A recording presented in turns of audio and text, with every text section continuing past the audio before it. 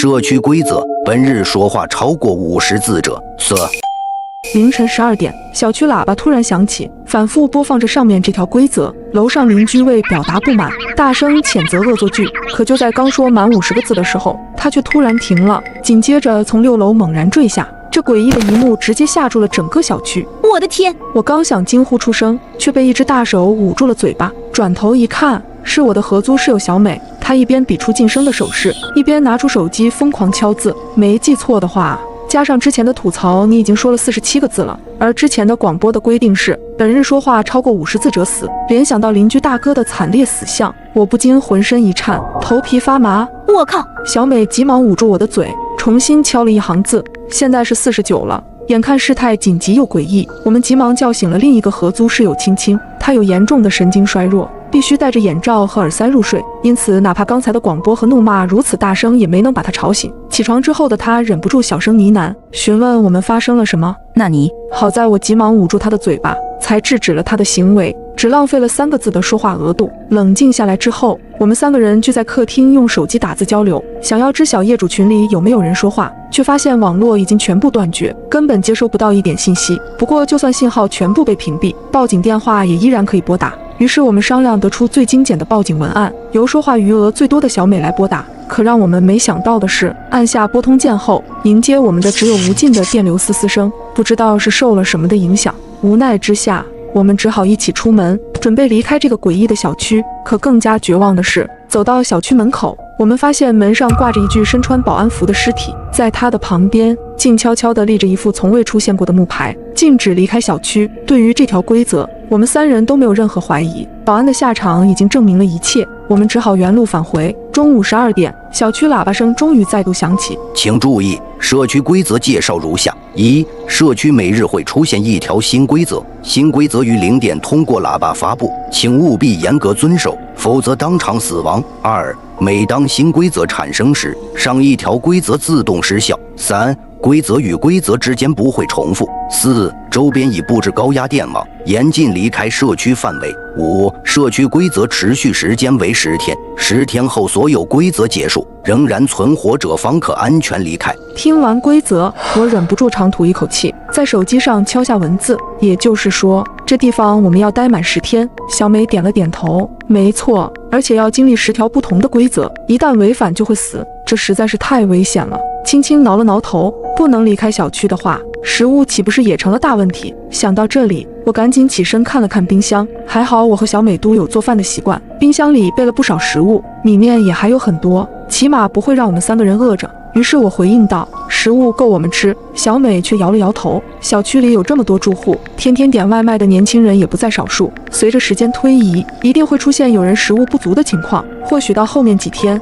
每天饿死的人都比死于规则的多，而且就算饿不死，饥饿状态怎么应付这么多规则？看了他写的话，我顿时恍然大悟，千万不能向别人透露我们有充足的食物储备，而且门窗也一定要锁死，防止那些没有食物的人精神崩溃，做出可怕的举动。接下来的整整1天，我们都在窒息般的压抑里度过，面面相觑，谁也不敢说话，尤其是我，只剩下最后1个字的额度，只要敢开口，就会当场暴毙。为了帮我管住嘴，小美直接用胶带封住了我的嘴。而到了傍晚，一夜没睡的我困意来袭，双眼疲倦，却根本不敢趴下睡觉，生怕万一睡着后撕掉胶带说了梦话，就会当场殒命。在精神紧绷的状态里，我只能全程盯着时钟，期待它能走得稍微快一点。好在后面没出现什么意外。在我即将精神崩溃的时候，午夜的钟声在整个小区响起，0点到了。第2天的规则终于响起，社区规则2：本日睡眠时间超过3小时者死。听到完整规则后，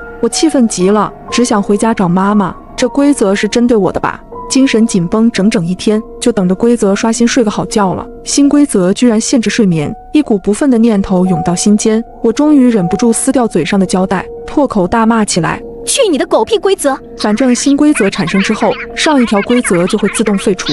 我现在不管说多少话都不会出事。可还没骂几句，喇叭里竟又传出了新的话语。小美急忙捂住我的嘴，示意我仔细倾听。请注意，社区原有人数600人，首日规则后存活531人，此言一出，我们3个都冷不丁打了个寒战。短短1天时间，小区里居然死了69个人。那第2条规则我们又该怎样度过呢？好在青青的思维比较敏捷，他制作了一份精密的睡眠排班表。为了避免一次性睡完3个小时，青青把我们每个人的睡眠额度都分成了5份，每份半个小时，分布在凌晨、上午、下午、傍晚和深夜。多余的半个小时则是预留出来的保险缓冲期，避免有谁因为犯困忍不住打盹超出了睡觉额度。我们3人的休息时间全都交错开来，以便相互监督。盯着窗外浓稠的夜色，我不禁有些感慨，也不知道今天会死多少人，估计会比昨天多得多。这个规则看似简简单单、朴实无华，但其实非常凶险。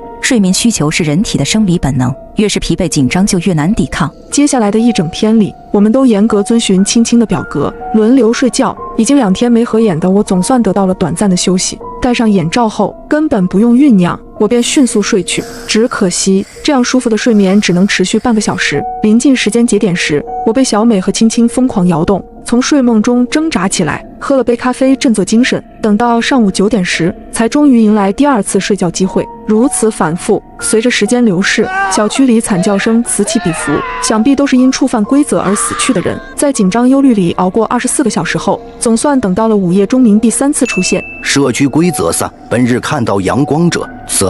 请注意，2日规则后，社区存活397人。第3天的核心是阳光。听到这里，我终于松了口气。这次的规则总算不涉及睡眠和休息了。现在是0点整，最近我们这里日出的时间大概是6点50，咱们在6点之前把门窗全部封死，应该就不会出事了吧？小美点了点头。之后的1整天，我们想睡多久都没事了。随后我们分头行动，将每一扇门窗全部都贴上了黑色胶带，为了避免漏光，更是对缝隙的位置多贴了7、8层。最后我们又用木板把每一扇窗都彻底堵死，以免规则使坏。突然刮起大风，把玻璃给掀开。做完这一切后，客厅就像是一个深邃的黑洞，我终于安心钻进了被窝里沉沉睡去。不知道睡了多久，我被一阵急促的敲门声惊醒，看了看时间，已经是下午1点半。阳光最盛的时候，门外传来好几道凌乱的脚步声，如同幽灵一般在楼道里乱窜，不停地敲门踹门，甚至用指甲刮出刺耳的声。被动静惊醒的青青也凑了过来。这个社区规则实在是太恶毒了些。第1天的规则束缚了居民的交流，第2天的规则又限制了居民的睡眠，第3天的规则连阳光都要剥夺，这样居民们会因为食物、水、求生等因素变得癫狂。虽然同情，但为了避免外边的人做出过激行为，我们只好合力挪过来一个高大的衣柜抵在门口。之后的半天时间，我们再无睡意，3人只能牢牢守在门口，听着那些惨烈的哀嚎以及各种砸锤撞门声。终于，发布规则的喇叭再次响起，请注意，3日规则后，社区存活299人。社区规则4：当日凌晨1点以后，凡是在镜面中看到自己的人，此。这个规则和第3条类似，需要把所有能够映照人像的东西全都封起来。不过只有1个小时的准备时间，大块的玻璃窗本就处于隔离状态，不用再管。我们将电视机屏幕、冰箱表面密密麻麻缠满了胶带，同样也包括手机、电脑这些电子产品。做完这些之后，整间屋子都陷入了彻底的沉寂，我们3个的话语也越来越少，甚至不敢对视。这样的麻木持续了24个小时，直到午夜钟声重新响起。请注意，4日规则后，社区存活262人。社区规则5：当日至少跨过2万级台阶，违者死。听到这条规则时，我的第一反应并不是条件有多么严苛，而是感慨终于不用困在窒息的黑暗里了。没有等到天亮，我们便直接走出了屋子。可刚打开房门，一股腥臭的气味就涌到了眼前。楼道里七零八落躺着不少居民的尸体，想必这就是违背前几条规则的下场。想到这，我们3人再也不敢怠慢，开始一步步爬楼梯。不过我们低估了这个规则的难度，因为很久没有这么大的运动量，仅仅是6000阶，我们3人就精疲力尽，双腿抽搐，瘫软在地上。无奈之下，我们只好暂时回屋休息，待到中午12点才重新开始新一轮爬楼。不少存活下来的住户也纷纷加入了爬楼大军。人多起来之后，紧张感略微减少，可这2万级台阶依然是难以逾越的大山。直到晚上10点半，手机上的步数终于到了21000步。为了确保万无一失，我们多走了1000步。艰难地回到家后，没等我们喘口气，午夜钟声准时响起，一片片惨烈声也随之而来。小区里不少行动不便的住户都没能熬过这个规则。一位60岁的阿姨因为体力不支，仅仅走过9000级台阶，突然呼吸不畅，口中吐出一口鲜血，然后便从楼梯上跌落下去。请注意，5日规则后社区存活215人。社区规则6，当日中午12点，请前往所在单元楼的楼顶天台，12点10分后方可离开。违者死。听到这个规则之后，我愣住了。什么意思啊？只需要花10分钟去一趟楼顶，这么简单吗？社区规则从来没有仁慈过，这条看似简单无害的规则里，一定隐藏着恐怖的杀机。临近11点，我们3人早早来到天台，起初能够找到一些关于规则的线索，而随着时间推移，顶楼上的住户越聚越多，30-40人一起研究，直到接近了中午12点，我们都不明白规则的目的到底是什么。这时，一道突兀的尖叫声扯破了所有人的注意力。那是什么？我急忙循着声音抬头看去，果然在远处的天空中看到了一个黑点。仅仅是3秒之后，黑点的后方便有更多黑点迎风而来。待它们飞得近些，我终于看清它们居然是一只身形庞大的怪鸟。显然，它们就是第6条规则给我们的考验。小美小声嘀咕道：“我们该不会是他们的猎物吧？”恐怕是的。果然，怪鸟们没几秒的功夫就飞到了小区上空，一边盘旋，一边时不时俯冲过来，对准人类扑击撕咬。它们速度很快，爪牙异常锋利。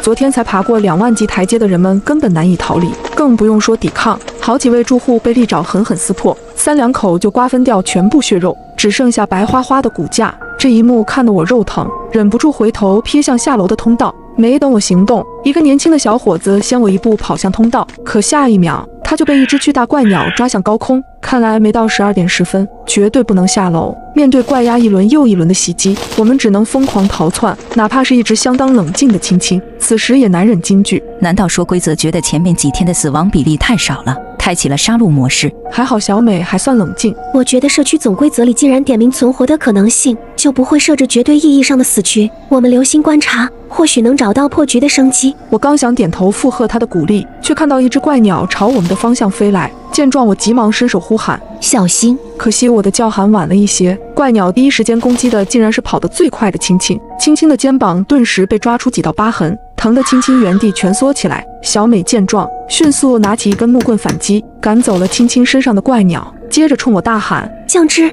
怎么办？再这样下去，我们都要死定了！”眼看怪鸭在头顶越聚越多，我的心也坠落到了谷底。绝望的我甚至想闭上眼睛迎接死亡。不对，怪鸭吃人的行为好像是有规律的。周围满地都是住户残破的身躯，有些已经成了白骨，被吃了个精光，另一些的身躯则相对完整。如果没记错的话，这些怪鸭并不会吃那些已经躺下的住户。念头一转，我猛然想通了一切，立马朝着青青和小美高声呼喊：“他们有视力缺陷，怪鸭喜欢攻击活动敏捷的人，躺在地上就会没事。”说完之后，我也立马原地俯身趴下，把身体死死粘在地面，足足在心里默数了半分钟，竟都没有一只怪鸭找上门来。这一刻，我终于松了口气。幸存的住户都学着我的样子，死死贴紧地面，不敢动弹分毫。怪鸭们变得茫然失措，突然没了目标，只能在楼顶一圈圈的盘旋。随着12点10分的到来，它们仿佛受到一股神秘力量的驱使，循着来时的方向飞去。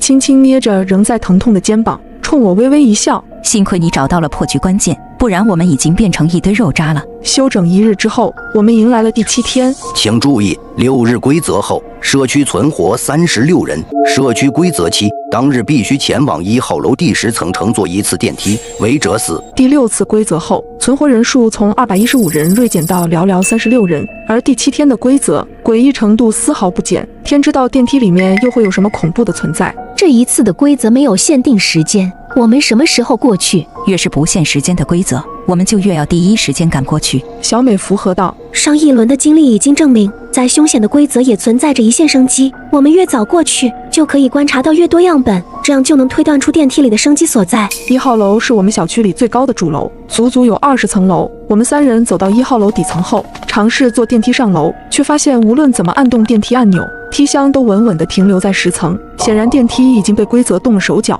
只有从10楼才能进入。无奈之下，我们只能爬了10层楼梯。抵达10层之后，我们并没有直接走进电梯，而是选择躲在附近的走廊角落，悄悄观察电梯的情况。不到10分钟，就等到了第一批抵达电梯的住户。那是一对情侣，他们在门前踌躇犹豫了很久，才终于按开了电梯。里面极其平静，空无一物。看到这一幕后，他们总算是放心地走了进去。我们则凭着呼吸目送他们2人的身影消失。我猜电梯一关闭，里面就会出现比怪鸭还恐怖的东西。然而关门之后，电梯的楼层显示器突然开始变换，经过一阵跳跃，楼层数字从10变成了3，随后电梯便迅速下降，在不到1秒的时间里，从10层冲到了3层。惨叫声、碰撞声从电梯门外隐隐传来。再度归来时，梯箱里已经是2具发软的尸骨。看到这一幕，我的天灵盖仿佛都被人掀开了。这样的死法和处以极刑有什么区别？又等了3分钟后，新的住户走上了楼，这次是一个穿背心的大叔。等他按开门，我们惊奇地发现，那对情侣的尸骨居然已经消失不见，电梯仿佛回到了最初状态，而大叔也像前面那对情侣一般走进了电梯。这一次，显示器的数字变成16，电梯猛地上升，同样在不到1秒的时间里呼啸而去，钻到了16层。大叔不出所料变成了梯箱里第3具亡魂。看着这一幕，我们沉默了许久。所以说，这个电梯每一次开启都会随机选中一个楼层，以极快的速度冲刺过去。恐怕是这样。那这样的话，我们必须随机到上下3层以内才有可能存活吧？这个规则也太考验运气了。然而青青却说，往上3层恐怕也悬，要知道经历这样快速的冲刺，向上比向下还要可怕。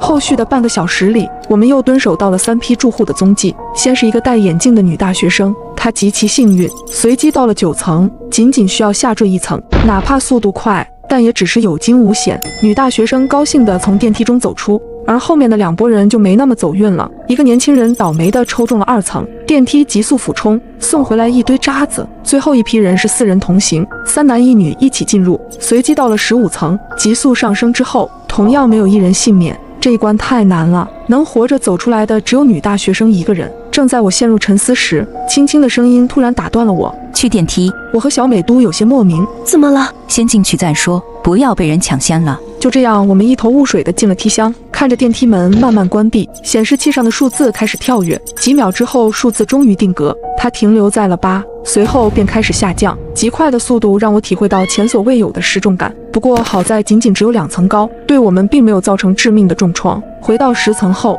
我惊魂未定地走出电梯，忍不住向青青发问：你怎么知道这一次是安全楼层的？青青解释道：电梯的关键就在于7这个数字。7，没错，就是7。这些楼层数字看似随机，其实每一次都是在上一次的基础上下降7层。第一次那对情侣的3层是初始楼层的10层下降7层，而我们如果把每次下降到底层都是做1轮循环，重新从20层开始，那么第3层下降7层就是第2位大叔的16层，第16层下降7层就是第3个女生的9层，第9层再下降7层就是青年的2层，2层下降7层又到了那4个人的15层，所以我才如此笃定这一次的电梯会再度下降7层，也就是我们所经历的第8层。听完青青的话，我和小美都惊讶地捂住了嘴。电梯规则的背后居然是这么简单的规律。度过安稳的20多小时后，第8天的钟声终于响起。请注意，7日规则后社区存活9人。不知不觉之间，我们已经在恐怖的规则束缚中